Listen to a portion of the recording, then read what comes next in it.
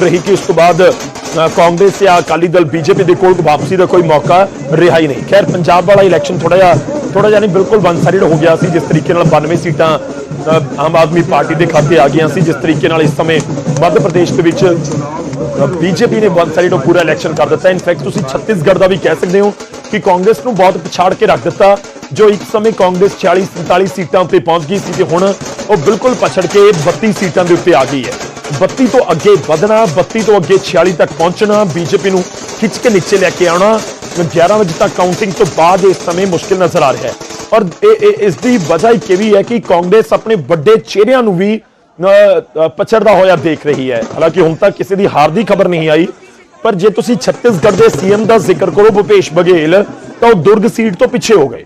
उस तो बाद सचिन पायलट जिहड़े 5 साल तक सीएम की कुर्सी तक पहुंच करने की कोशिश करते रहे, वो अपनी टोंक सीट तो पिछे चल रहे हैं, उन तक रिजल्ट अनाउंस नहीं हुए। जेकर मैं जिक्र करदा हरीश चौधरी का राजस्थान के एक बड़ा नाम है, वो पिछे चल रहे हैं। कमलनाथ को लैके साडे कोल जानकारी आई सी, वो भी पिछे चल रहे थे। तो कुल मिला के गल यह है कि जेकर इस तरीके के आंकड़े होंगे तो फिर जब तुहाडे बड़े लीडर नहीं जित पाते तो बाकी लीडरों तक एक मैसेज पहुंच जाता है, या फिर वो एक पूरी पिक्चर को भी तुसीं कह सकते हो कि दिखाता है। तो एमपी राजस्थान के बीजेपी क्लीन स्वीप कर रही है। इनफैक्ट छत्तीसगढ़ के भी हुण ये तस्वीर नजर आ रही है। तो दूजी गल यह है कि राजस्थान दे नालों एमपी के उत्ते ज्यादा फोकस आम आदमी पार्टी कर रही थी। तुहानूं याद है कि एमपी दे विच मध्य प्रदेश के वक्-वक् थावां दे उत्ते जाके चोण प्रचार जिहड़ा वो कीता जा रहा सी। मुख्यमंत्री भगवंत मान ते आम आदमी पार्टी के कौमी कन्वीनर ते दिल्ली के सीएम अरविंद केजरीवाल होरां दे वल्लों तां उन्हां नूं उत्थे कामयाबी तो कोई नहीं मिली है। फिलहाल साडे कोल जो जानकारी है उसके मुताबिक फिलहाल राजस्थान या फिर दूजे पासे मैं जिक्र करा कि किसी थां दे उत्ते कोई आम आदमी पार्टी का खाता खुलता फिलहाल नजर नहीं आ रहा। खैर असीं फोकस करांगे बीजेपी ते कांग्रेस के उत्ते और राजस्थान ते छत्तीसगढ़ के उत्ते। देखो मध्य प्रदेश ते तेलंगाना दे विच ज्यादा कोई उलटफेर होएगा हुण मुश्किल नजर आ रहा। तेलंगाना वाले उत्ते फिर भी पर नजर रखांगे, क्योंकि 60 सीटां चाहिदियां ने सरकार बनाउण दे लई, ते इस समय कांग्रेस दे कोल ने 64 सीटां। और काबिले गौर भी है कि 64, 71, 72 तो घट के हुईयां ने। पहला लीड लैंदे लैंदे कांग्रेस 70, 71 सीटां तक 72 सीटां तक पहुंच गई सी, ते हुण वापस आके 65 दे उत्ते खड़ी है। तो 65 का मतलब यह है कि इस समय कांग्रेस लीड तो है उन्होंने कोल 5-6 सीटां दी बहुमत तो ज्यादा, पर यह नतीजों के कन्वर्ट होना है। अच्छा मध्य प्रदेश के पिक्चर बिल्कुल लग गया, अपन साफ दिख रहा है कि इत्थे तां 80-90 सीटां का फर्क आ गया। इत्थे कांग्रेस के लिए वापसी के राह तकरीबन बंद हो चुके हैं। कमलनाथ अपनी सीट तो भी पिछे चल रहे थे, इस करके कमलनाथ के लिए भी दिक्कत होएगी उन्होंने सियासी करियर के लिए कि हुण अगली बार या फिर इस तो बाद किवें तुसीं अगली इलैक्शन दे विच चोण मैदान दे विच उतरदे हो। देखो गल यह है कि जो किसी सूबे दे विच 20-25 साल तो कोई पार्टी सत्ता दे विच होवे, जिवें मध्य प्रदेश दे विच बीजेपी है, या फिर जिवें गुजरात दे विच पिछले 20-25 साल तो बीजेपी सत्ता दे विच है, तो दूजे पासे विरोधी पार्टियां दे जिहड़े आगू ने या फिर विरोधी पार्टियां दी लीडरशिप उस तरीके नाल उभर के सामने नहीं आ पाती जदों सत्ता तक पार्टी नहीं पहुंचती। तो वह भी एक फैक्ट है कि उस फैक्ट के विचाले हुण जरूर एक चुनौती मध्य प्रदेश के विच कांग्रेस के सर्वाइवल की जरूर रहेगी कि कांग्रेस किस तरीके नाल सर्वाइव करती है जदों इन्नी वड्डी हार कांग्रेस को मिली है।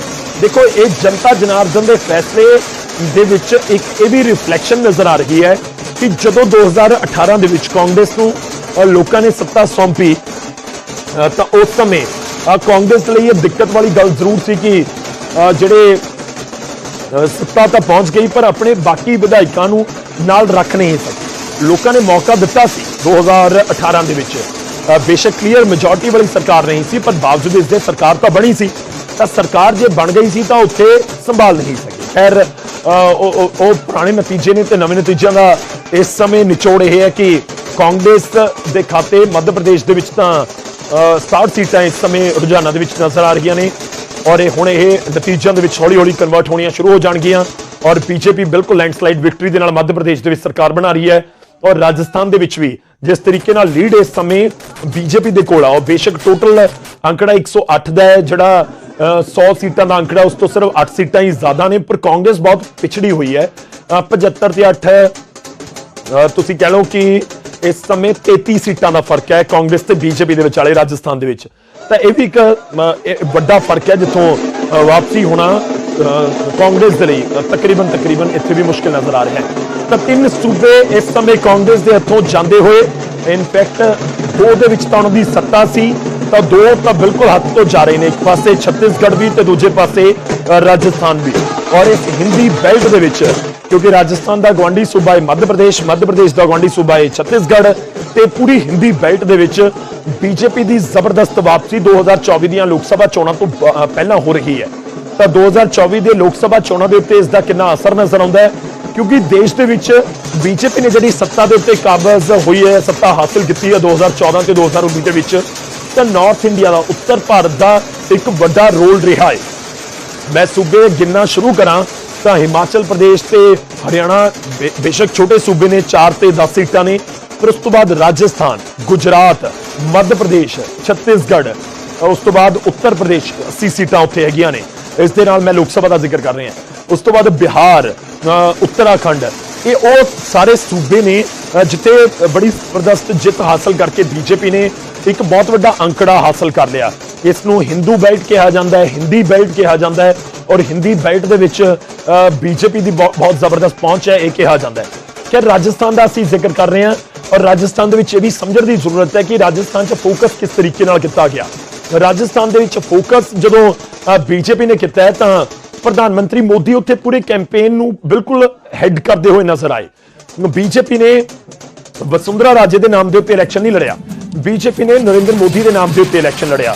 ਤਾਂ ਬੀਜੇਪੀ ਦੀ ਜਿਹੜੀ ਟਾਪ ਲੀਡਰਸ਼ਿਪ ਹੈ ਉਹ ਬਿਲਕੁਲ ਨਜ਼ਰ ਆਈ ਰਾਜਸਥਾਨ ਦੀ ਕੈਂਪੇਨਿੰਗ ਦੇ ਦੌਰਾਨ। ਉਹ ਚਾਹੇ ਪ੍ਰਧਾਨ ਮੰਤਰੀ ਨਰਿੰਦਰ ਮੋਦੀ ਹੋਣ, ਉਸ ਤੋਂ ਬਾਅਦ ਅਸੀਂ ਜ਼ਿਕਰ ਕਰ ਦਈਏ ਰਾਜਨਾਥ ਸਿੰਘ ਦਾ, ਅਮਿਤ ਸ਼ਾਹ ਦਾ, योगी आदित्यनाथ ਦਾ, हेमंत बिस्वा ਉੱਥੇ ਪਹੁੰਚ ਗਏ ਸੀ।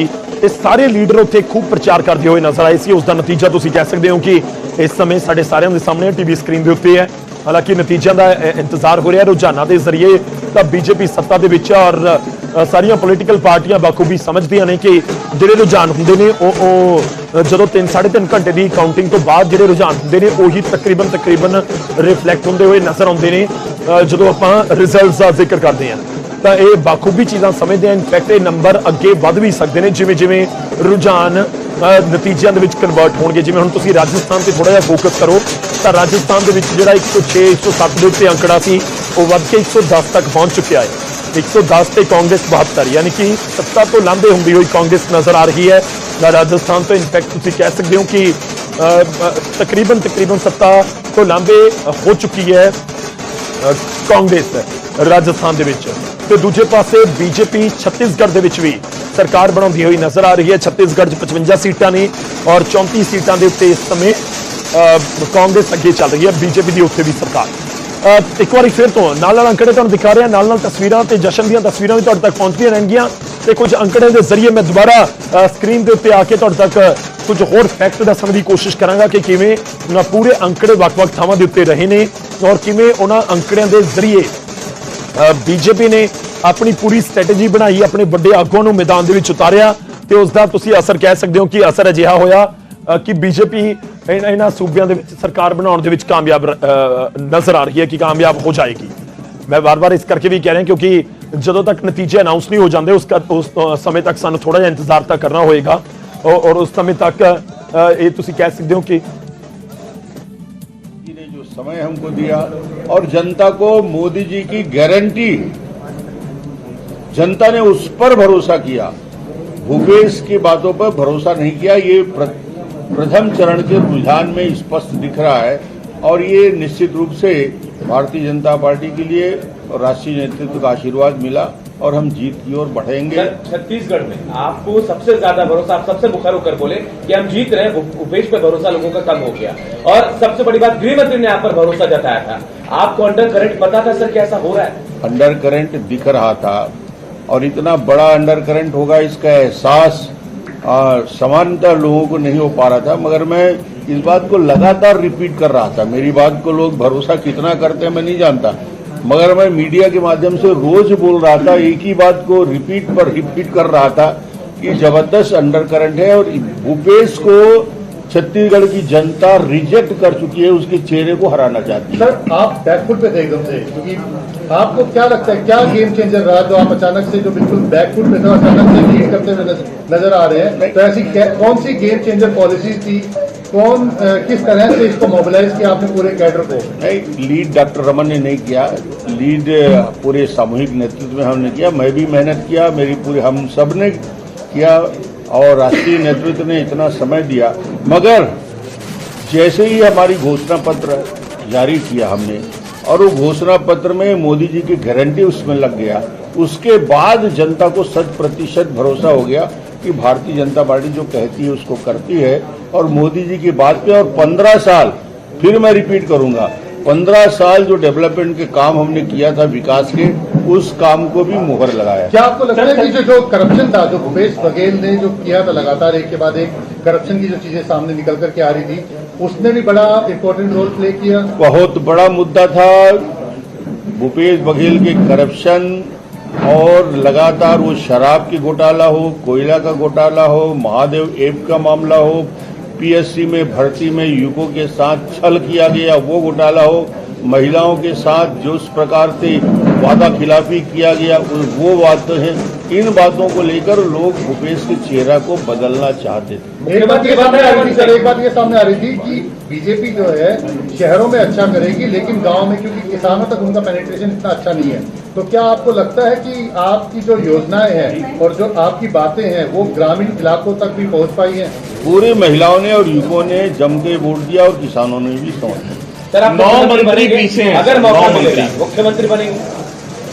ये पार्टी का निर्णय है, पार्टी जिसको भी जवाबदारी देगी कि हम लोग एक सामान्य कार्यकर्ता हैं, जब जैसी जो जवाबदारी दी गई उसका पालन किया, आगे जैसे पार्टी का निर्देश होगा और जिसको भी जवाबदारी दी जाएगी सब मिलके उसको छत्तीसगढ़ में एक बेहतर सरकार बनाने का काम करें। आप चौथी बार ये जिम्मेवारी संभालने के लिए तैयार हैं?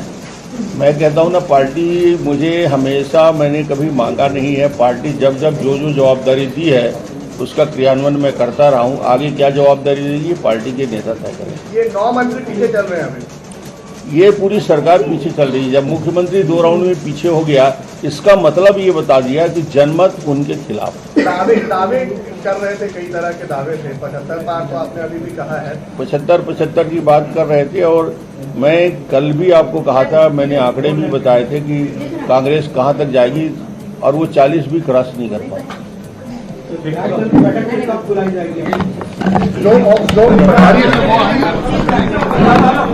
सर रिसेंट ट्रेंड में बीजेपी आगे बढ़ती दिख रही है, करीबन 42 से 43 सीट पे, क्या कारण है? निश्चित रूप से भारतीय जनता पार्टी के पक्ष में शहरी और ग्रामीण क्षेत्र में स्पष्ट रुझान है और ये वोटों में जनता की आक्रोश परिलक्षित हुआ है और भारतीय जनता पार्टी जो आज रुझान दिख रहा है वो निश्चित रूप से आगे बढ़ के सरकार बनाने में सफल होगी। एमपी और राजस्थान में भी काफी बड़ा जीत है। तीनों राज्यों में भारतीय जनता पार्टी पूर्ण बहुमत के साथ सरकार बनाएगी। मुद्दे स्पष्ट रूप से 3 मुद्दों पे हमने बात किया था। कांग्रेस के वादे खिलाफी जन घोषणा पत्र का क्रियान्वयन नहीं कर पाए, पहला सबसे बड़ा मुद्दा था। भूपेश का भ्रष्टाचार दूसरा बड़ा मुद्दा था और तीसरा बड़ा मुद्दा था विकास के सारे काम ठप पड़ गए थे। इन 3 मुद्दों को लेकर और भारतीय जनता पार्टी ने जो घोषणा पत्र जारी किया, मोदी जी की गारंटी एक सबसे बड़ा विश्वास था।